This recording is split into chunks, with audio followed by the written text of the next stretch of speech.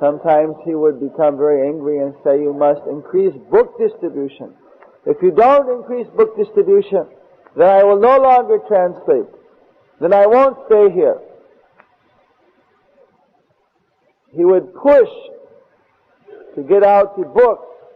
In India he would come and he said that, please build my residence during the life of the resident.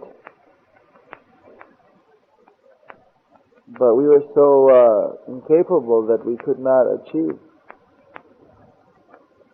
So many changes of design, so many architectural this and that. Ultimately, we could not even provide him a residence during his residence. So, in India, Prabhupada used to come and simply yell at us. I didn't know how. I heard that he didn't yell so much in the end here, because I guess everyone's service was so wonderful, he was appreciating. But we could expect him when he came to Mayapur that for the first day he would say all kind of nice things. He would smile, and then we were waiting.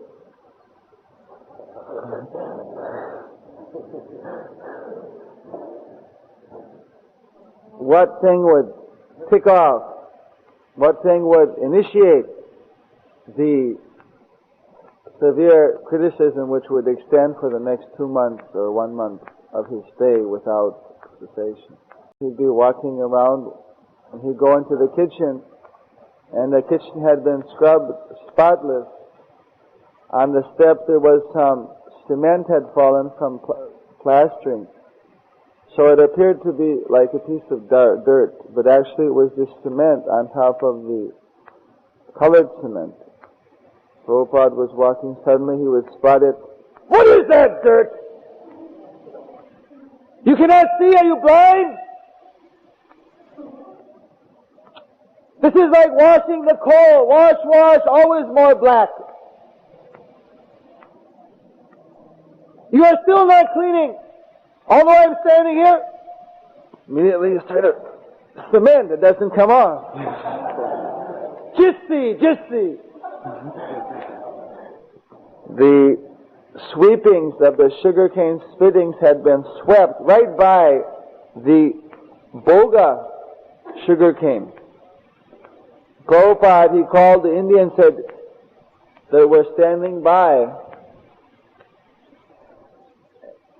And he said, well, you have simply come here to go to hell. You were born in this country, you don't know any better. You are taking these spittings and sweeping them right by the unoffered, uncrushed sugar cane, and this will be crushed and given to Krishna. You are simply coming to the ashram to go to hell.